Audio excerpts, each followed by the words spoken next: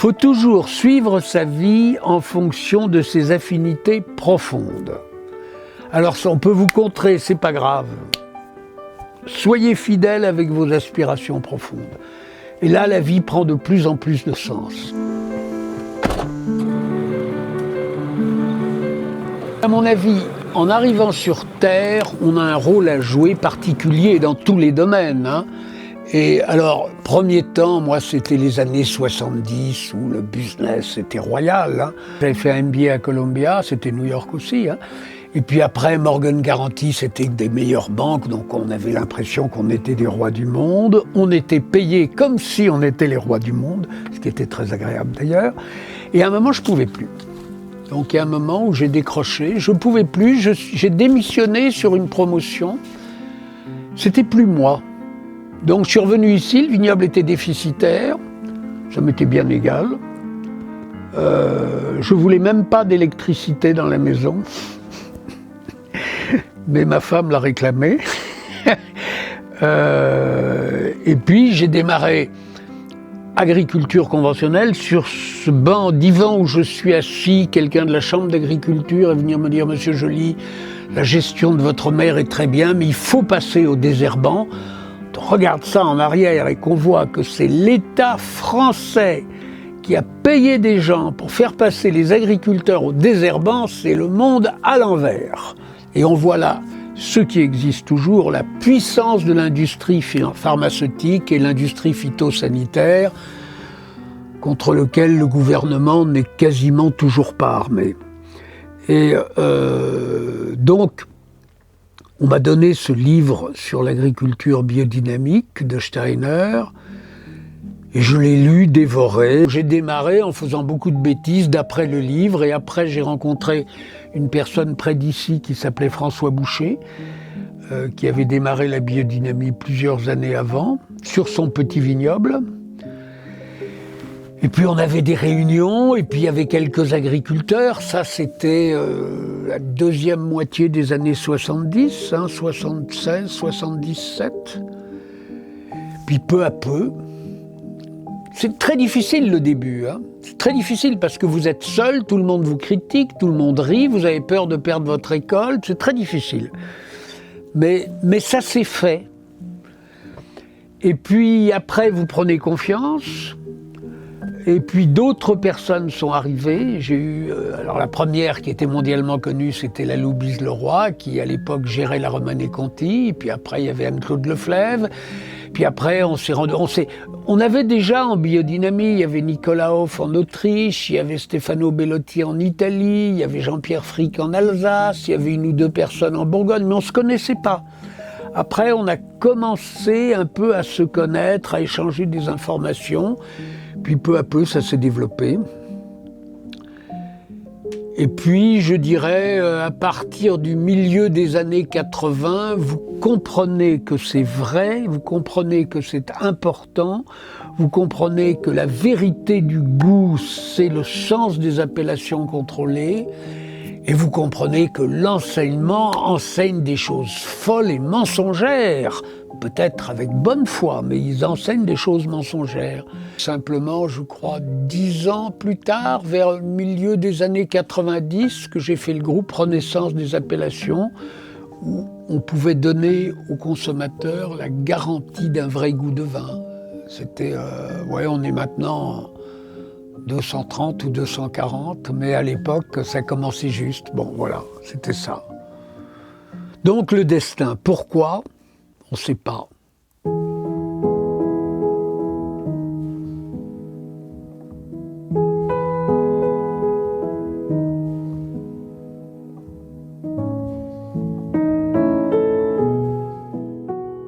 L'histoire du domaine, pour moi, elle est marquée par les cisterciens.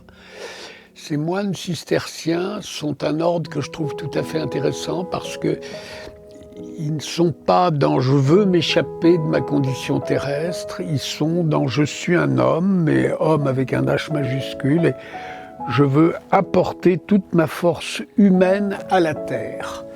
Donc les cisterciens plantaient plutôt la vigne. La vigne qui est une grosse terrestre. Les Grecs disent qu'il y a deux sortes de plantes, les dionysiennes et les apolliniennes. Les apolliniennes sont liées au soleil, comme le blé, toutes les graminées, et les dionysiennes, ça plonge en bas. Donc la vigne qui descend, c'est finalement très juste que ce soit les cisterciens qui s'en soient occupés.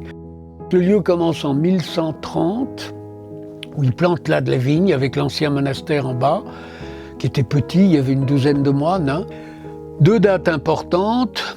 1214, la bataille de la Roche-aux-Moines, Jean Santerre contre le fils de Philippe Auguste, bon, d'où l'allée qui s'appelle le cimetière des Anglais.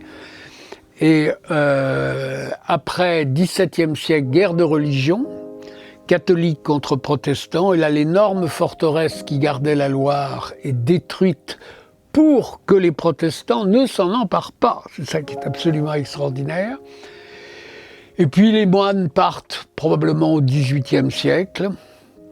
C'était deux propriétés différentes qui ont été réunies en une. Donc des vignes, enfin un vignoble qui a presque 900 ans d'histoire. Et moi j'ajoute personnellement que plus vous entrez dans la compréhension de la biodynamie, plus vous comprenez que le passé est lié à un présent et que le futur va s'exprimer dans le présent. Donc c'est une grande continuité. Donc je dis par la biodynamie, on ne doit pas être prisonnier du passé, mais il fait partie du goût du vin. Et après, on construit un futur. Voilà. Bon.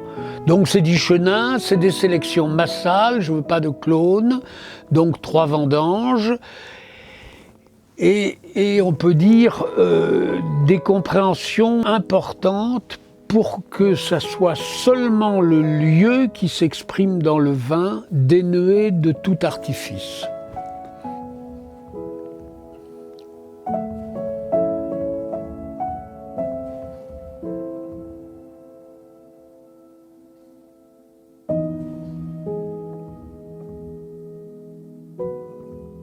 L'idée, c'est d'avoir différentes maturités de raisin. Là, vous voyez, on arrive à une concentration un peu botrytisée. Donc, il faut 5-10% de ça.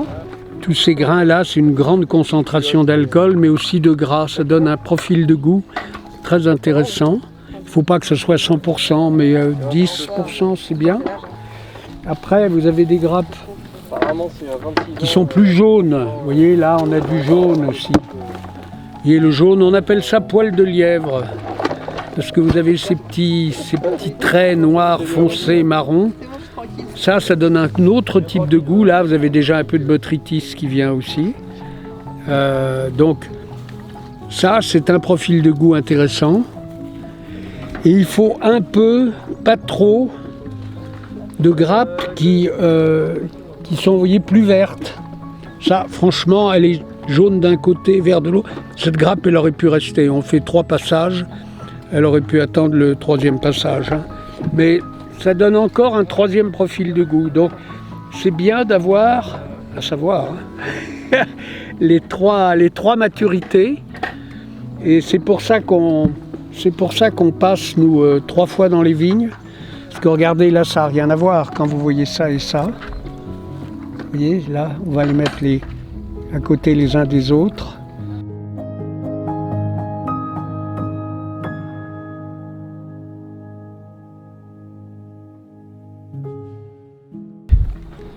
Quand vous n'avez pas de clone, la vigne se comporte différemment. Le clone, c'est 100 millions de fois le même. Si vous plantez des vraies sélections massales, on peut dire que dans chaque espèce, vous avez peut-être 200 à 300 qualités différentes. Donc vous démarrez d'une masse et vous démarrez de 200, 300 pieds, vous en refaites 3-4 000. Et là, la nature a horreur de se répéter. La nature, elle veut la vivant, elle veut la diversité. Donc avec une vraie sélection massale, vous arriverez à un vin beaucoup plus complexe. Maintenant, c'est moins pratique, il faut vendanger plusieurs fois. Les gens ont des machines aussi à vendanger. C'est 2 chemins différents. Mais ici, moi, je refuse les clones. Hein. Et on prend toujours nos bois, parce que quand vous prenez vos bois, vous augmentez la typicité du lieu. À chaque fois que vous plantez ce qui a été marqué, je dirais, par une qualité de chaleur, une qualité de lumière, une hydrométrie, une géologie, c'est les 4 états de matière. Et si vous faites ça régulièrement, à la fin, vous aurez des vignes tout à fait adaptées au lieu. Et j'en profite pour dire, le relevurage est une folie. Seuls les 4 états de matière peuvent créer les levures qui sont parfaitement adaptées à votre lieu. Donc l'idée d'aller chercher et acheter des levures, pour moi, c'est une utopie.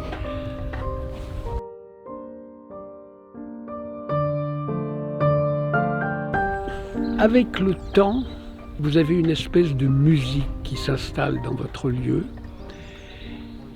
Et même s'il y a des petits dérèglements, le tout reprend le contrôle. Mais on a été très très critiqué en mettant de la pourriture noble. Moi je disais aux gens, on fait un sauterne en sec. Vous voyez ?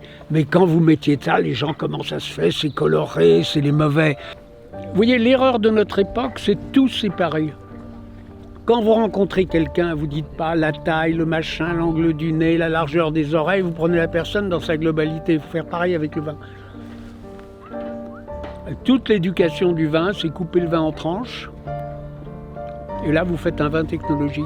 Parce que tout est parfait, mais l'essentiel n'est pas là. Mais bon, maintenant, la compréhension s'est faite. C'est ça qui est bien.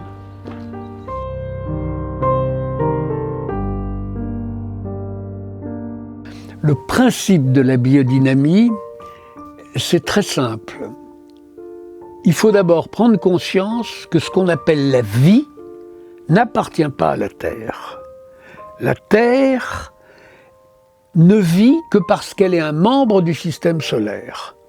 Donc on peut dire que sans appartenance au système solaire, la Terre est un semi-cadavre.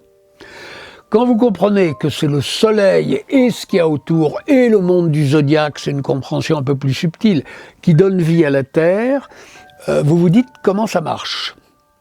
Et ce sont simplement, vous recevez le Soleil par des fréquences et des longueurs d'onde qu'on appelle cosmiques.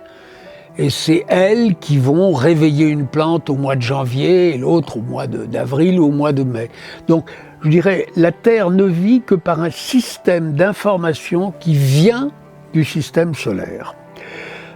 Et la biodynamie, finalement, c'est ça, parce que les préparations en biodynamie, c'est quelques grammes, au maximum 100 grammes hectare. Donc, il ne faut pas comprendre ça comme un effet directement physique. Il y a indirectement un effet physique. Mais il faut comprendre ça comme un lien d'information. Les préparations en biodynamie, on va dire, c'est comme des numéros de téléphone portable qui vous permettent d'être liés à chacune des planètes. Il y a toutes les chaque préparation a une planète et le Soleil a 2 préparations. Et grâce à ce système, on va dire, d'écoute, votre lieu reçoit les forces qui lui permettent de vivre.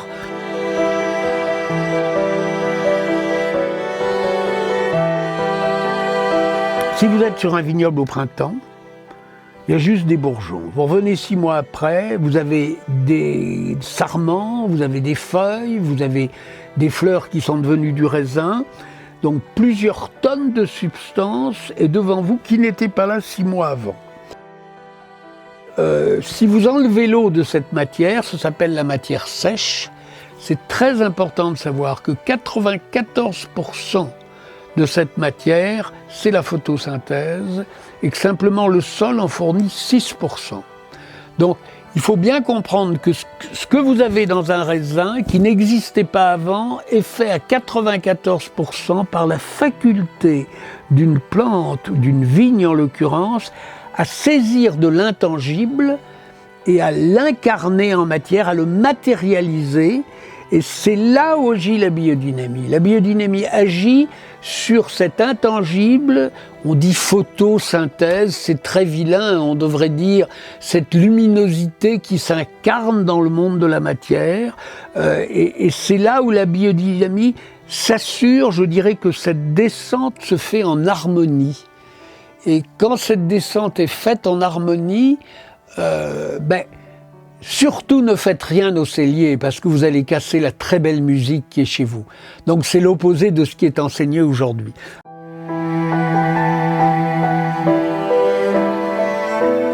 Il faudra qu'on parle des dégâts de l'agriculture conventionnelle.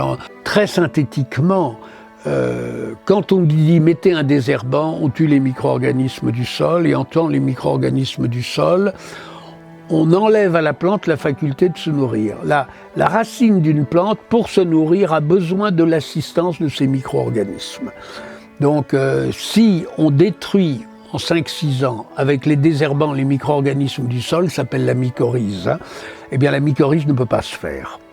Donc, en conseillant les désherbants, on savait qu'on allait créer un marché formidable d'engrais chimiques. Deuxième temps, les engrais chimiques, un engrais chimique c'est un sel. Donc, en conseillant les engrais chimiques, goûtez, prenez une cuillère de sel, vous avez soif. Ça oblige la plante à boire plus. Donc, c'est une croissance à base d'eau. Donc on dénature la plante en lui faisant absorber trop d'eau. Donc l'effet secondaire, il y a plus de maladies. Donc on a inventé un progrès dramatique. Il est progrès parce qu'il évite les maladies, ça s'appelle les substances synthétiques. Ce sont des produits de traitement qui passent dans la sève, ils sont systémiques. Donc on oblige la sève à les absorber. Et la sève, c'est l'organisme qui capte cette luminosité. Donc la sève fait beaucoup moins bien son travail parce qu'on lui a mis un poison qui la dérange. Entre parenthèses, c'est aussi très nocif pour le consommateur parce qu'il y avait une législation qui disait vous ne devez jamais traiter 15 semaines ou 3 semaines avant vendange. Personne ne respecte, personne ne contrôle. Mais c'est systémique. Ont totalement faussé la capacité de la plante à bien saisir ce monde de lumière qui va devenir du raisin, qui va devenir de la matière. Donc le 4e drame de la vigne, ça a été, vous avez une récolte, oui, mais elle n'a plus de goût. Grâce au désherbant, vous n'avez plus un lien au sol, et par les substances systémiques, vous n'avez plus ou très peu le lien à la climatologie du lieu. Donc vous avez détruit le concept même de l'appellation contrôlée. Donc la vendange est atypique, donc on a donné, ce qui est un scandale que le consommateur ignore, on a donné le droit de faire 320 levures aromatiques sous forme, souvent elles sont obtenues par des engineering génétiques, et ces substances sont là pour donner du goût au vin. Donc nous, viticulteurs, on peut rajouter dans notre vin d'appellation contrôlée, c'est là où c'est dramatique, parce que ça détruit le concept des appellations contrôlées, on peut mettre 320 goûts qui ont complètement trompé toute la presse viticole, qui n'est pas trompée, qui est plutôt complice que trompée. Ils décrivent les goûts, goût de cerise, goût de poire, goût de framboise, goût de fruits rouges, goût de poivre vert, mais jamais ils vous disent ça n'a rien à voir avec l'appellation contrôlée, ce sont des goûts artificiels. Donc, grâce aux substances, les préparations en biodynamie, on peut, quand tout ça est bien fait, totalement s'affranchir de cette technologie qui fait des bons vins. Je ne dis pas que les vins ne sont pas bons, mais des vins apatrides, des vins qui n'ont plus l'originalité du lieu.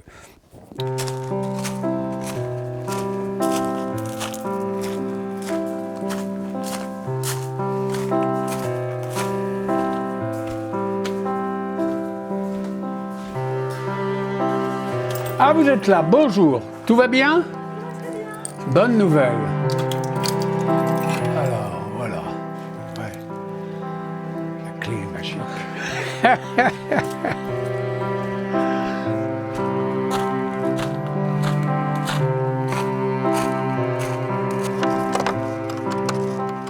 On a été traité de sorciers. Tout le monde essaie. Enfin, si vous voulez, il y a deux forces actives aujourd'hui, ceux qui veulent aller vers plus de vérité, quelle que soit leur confession religieuse, et ceux qui veulent gagner de l'argent, même si cet argent et ce commerce se fait aux dépens, je dirais, de la moralité. Donc, un des principes de base des préparations, c'est comprendre, d'abord, on va en prendre une ou deux, Par exemple, la première, qui est la plus simple, qui est connue de tout le monde, on passe de la bouse de vache dans une corne. Et on va dire, qu'est-ce que c'est que ça? Alors moi, j'ai rencontré un Africain qui m'avait dit, mais dans mon village, autrefois, on faisait ça. Donc, alors, la corne, c'est ce qui lie la vache au monde solaire. C'est pour ça que vous aviez la déesse Hathor, qui est représentée dans un musée à Luxor, avec le disque solaire entre ses cornes. Donc, une des préparations qu'a donné Steiner, vous prenez une corne de vache saine, vous la videz de son cartilage, la corne n'est pas creuse, elle est pleine de cartilage et de sang qui circule. Hein. Vous la videz de son cartilage, vous la nettoyez, et à l'équinoxe d'automne, vous la remplissez de bouse de vache, et vous mettez ça sous terre. Quand j'avais vu ça, ça m'a beaucoup plu, j'ai dit j'essaye.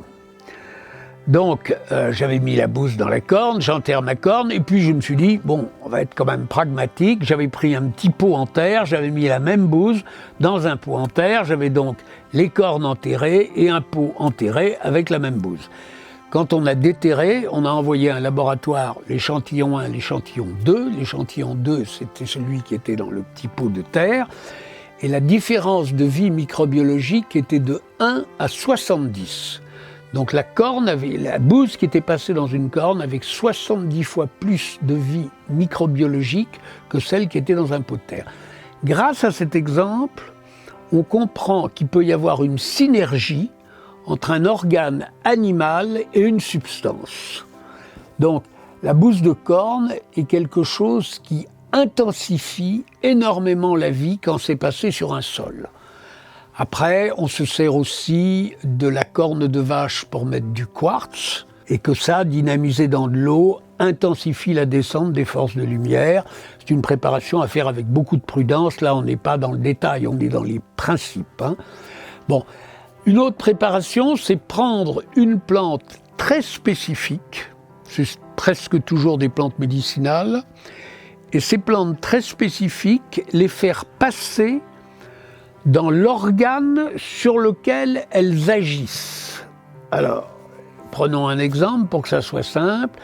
Si vous allez chez un herboriste et que vous dites qu'est-ce qu'il y a pour les problèmes digestifs, il va vous dire la camomille. Donc, il y a une affinité entre la fleur de la camomille et le système intestinal. Et donc, une des préparations de Steiner a été de prendre de la fleur de la camomille que vous récoltez avant, il faut respecter les dates un peu, etc. Et vous prenez un intestin de vache, vous le videz progressivement et vous le remplissez comme une saucisse de camomille. Donc vous avez une interférence entre le monde animal est au-dessus du monde végétal. Donc ce sont des préparations qui donnent une force très spécifique. En l'occurrence, c'est la planète Mercure qui est derrière, donc c'est le mouvement. Regardez un intestin, c'est un mouvement permanent. La planète Mercure, regardez du mercure par terre, ça court en 1 seconde. Donc, le système planétaire, je veux dire, on recrée une écoute au système planétaire par une plante très spécifique dans un organe très spécifique. Alors, il y a une autre préparation qui est extrêmement utile sur un vignoble, c'est l'Achillée millefeuille. Alors l'Achillée millefeuille, vous allez chez l'arboriste, il vous dit, écoutez, l'Achillée millefeuille, c'est une plante qui a un effet magnifique sur le système rénal. Après, quel est l'animal? Alors le système rénal, c'est tout le système émotif. Hein. Quel est l'animal qui a le plus le système émotif? C'est le cerf. Alors je ne sais pas si vous avez déjà vu un cerf dans la forêt. La christianité l'a repris parce qu'elle met une croix avec Saint-Hubert entre les bois du cerf. Mais j'avais vu, moi, des gardes-chasse me dire qu'au moment des grandes tempêtes, il y a 15 ans, ils avaient trouvé des cerfs morts d'émotion. Donc, le cerf, il porte, je dirais, tout le côté émotif de la forêt. Et donc, on passe, la fin du système rénal, c'est la vessie. On passe de l'Achillée millefeuille qui on met dans une vessie de serre, et elle est enterrée, d'ailleurs il y en a une qui est suspendue encore, elle est 6 mois à partir, on va dire, de l'ascension jusqu'à l'équinoxe d'automne, suspendue au soleil, à bien protéger, et après on l'enterre pendant les 6 mois d'hiver. À bien protéger, on ne sait pas pourquoi, si vous la laissez sans protection, les rapaces, donc les éperviers, les autours, les faucons, plongent dessus comme une balle et la détruisent. Moi, j'en ai perdu plusieurs fois, alors à la fin, il y en a marre, on fait une cage. Mais il y a quelque chose que nous, on ne voit pas, mais il y a quelque chose qui se passe, je ne sais pas, un phénomène lumineux, et ils arrivent. Alors, cette préparation, si vous êtes sur un domaine qui a de la biodynamie depuis longtemps, écoutez le silence. Cette préparation, je dirais, c'est une préparation d'écoute, c'est une préparation qui permet un monde d'écoute, de mieux s'installer chez vous. Donc, en viticulture, c'est une préparation extrêmement intéressante. Avec une tisane d'ortie, vous pouvez presque diviser les doses de cuivre et de soufre par 2.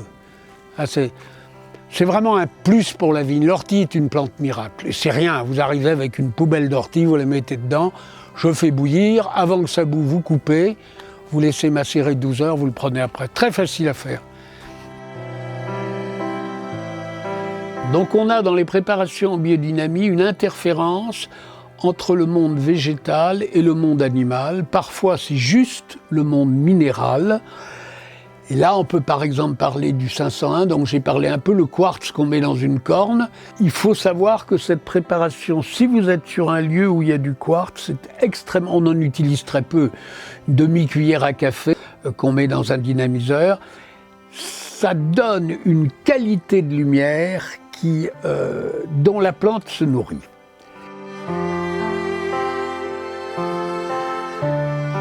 Si on pousse plus loin cette compréhension extraordinaire de la biodynamie qui sera pour toute la planète dans quelques décennies, et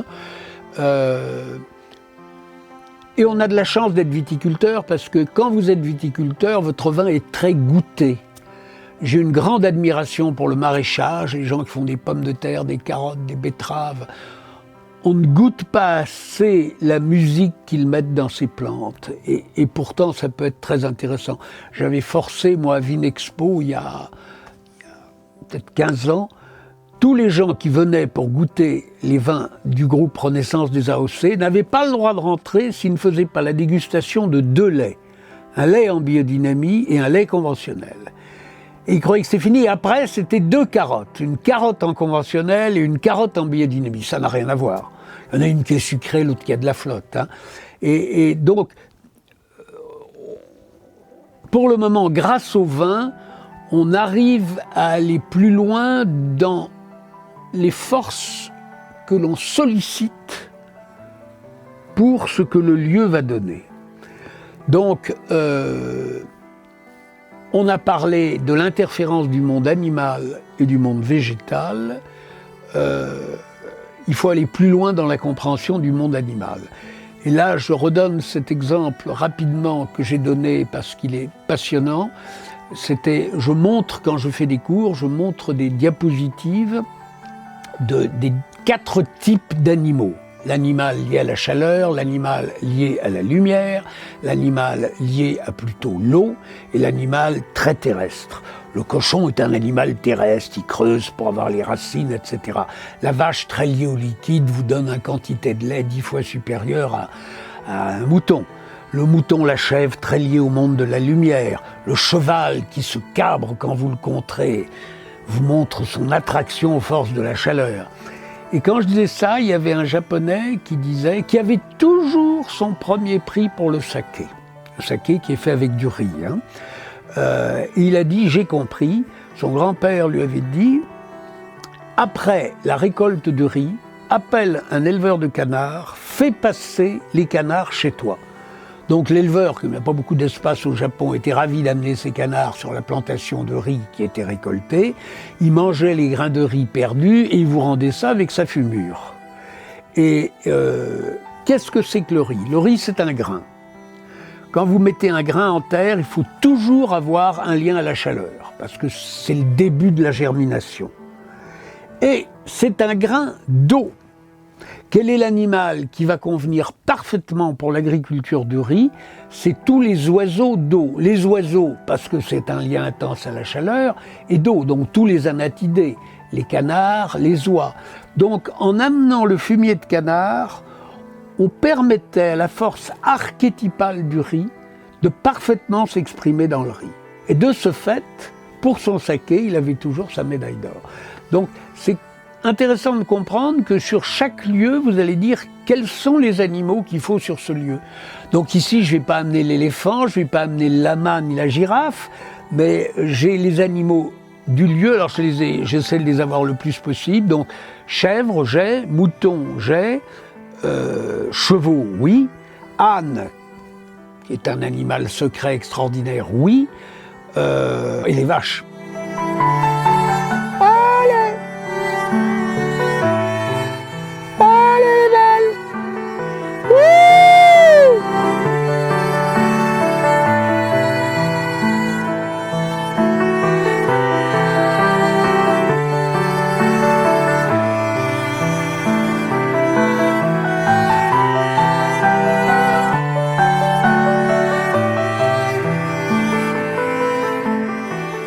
Et je dis, et vous pourrez interroger tous les gens qui font une biodynamie profonde, quand vous apportez des animaux sur un lieu, c'est comme si vous rajoutiez des cordes à des instruments de musique. Une guitare avec 10 cordes va vous donner un son plus profond qu'une guitare avec 6 cordes.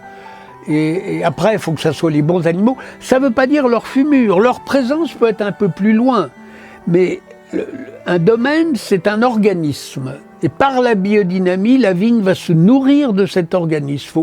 Faut fuir la monoculture qui est dramatique pour la nature. Hein. Et donc, l'apport d'un animal, je dirais, l'acoustique est plus profond, même s'il n'y a pas toute une diversité animale. Et en plus, quand c'est bien fait, vous avez tous les animaux sauvages qui arrivent chez vous. Alors c'est problématique parce que cette année les chevreuils ont bouffé une partie de la récolte, mais les oiseaux aussi, les blaireaux adorent le raisin, mais c'est très important de comprendre les interférences secrètes entre le monde animal et le monde végétal. Et le végétal rêve d'être un animal. Vous voyez, il fait chaud, il peut aller pas se mettre à l'ombre, il a soif, il peut pas aller boire. Donc c'est un monde supérieur. Donc apporter l'animal sur un lieu, c'est un cadeau pour le lieu. Et finalement, comme le raisin est le résultat de tout ça, vous le retrouvez dans le vin. Tout ça, ce sont des indications pour s'écarter, pour ceux qui le souhaitent, de cette technologie qui aboutit à des bons produits apatrides. Si on veut que les appellations retrouvent leur sens, il faut revenir à ces compréhensions profondes.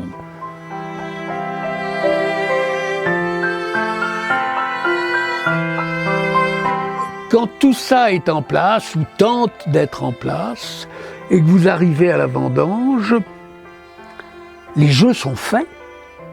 La musique est dans le raisin.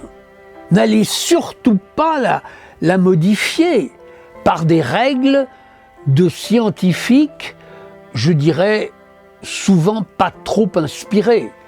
Alors, le travail de ces scientifiques, énologues, est très important quand vous avez une agriculture conventionnelle.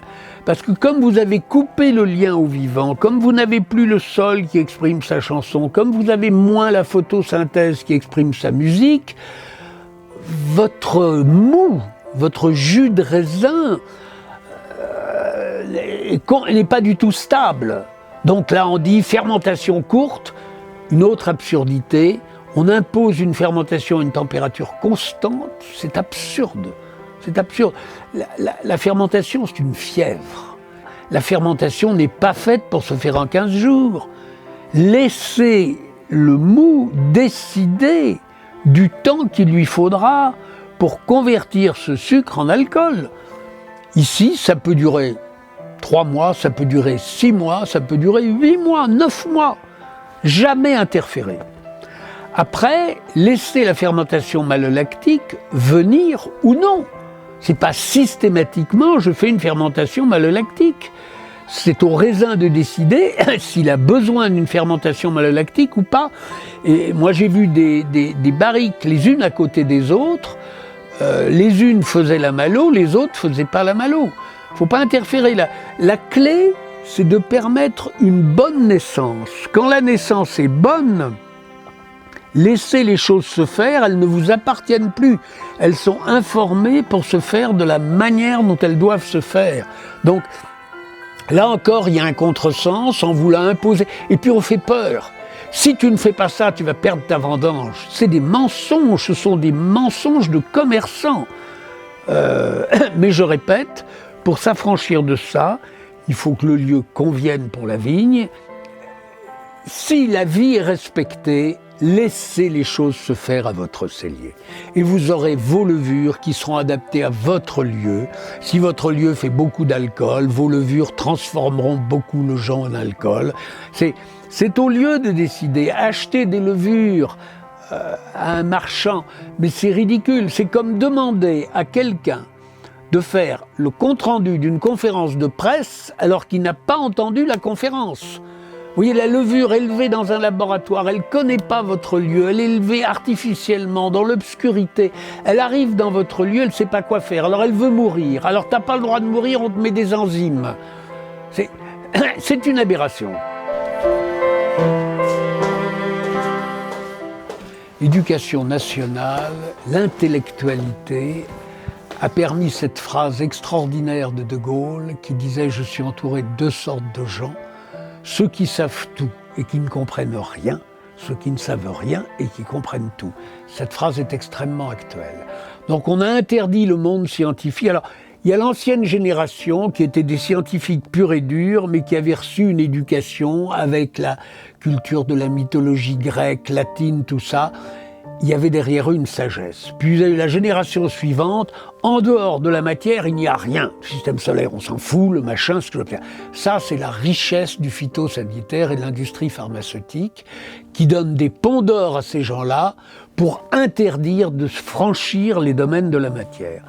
On va dire qu'il y a un siècle et demi, il y avait la génération spontanée, où tout était le subtil, c'était une superstition.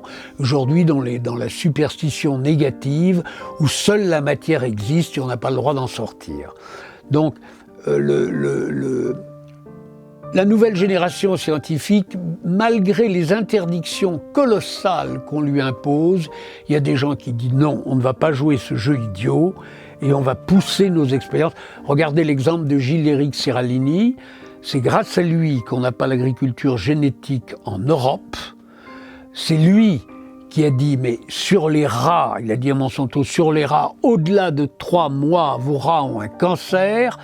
Et l'industrie phytosanitaire et l'industrie pharmaceutique a réussi à l'isoler totalement, à le couper de la communauté scientifique et à le présenter comme un faussaire, alors que c'est un véritable scientifique.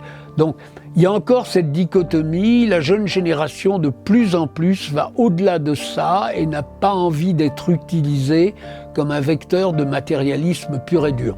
Le matérialisme existe, le matérialisme sans le subtil est un cadavre. Donc il faut étudier les deux, mais bien sûr, plus on avance vers le subtil, plus on détruit des marchés d'assistanat. C'est le combat de la FNSEA aujourd'hui, qui fait un combat d'arrière-garde, pour des raisons simplement d'argent, mais qui vous disent que Monsanto n'est pas toxique, que les agriculteurs ont le droit de vivre. Bien sûr que les agriculteurs ont le droit de vivre, mais arrêtons de leur enseigner à utiliser des poisons. On peut utiliser autre chose que des poisons. Ça s'appelle par exemple la biodynamie.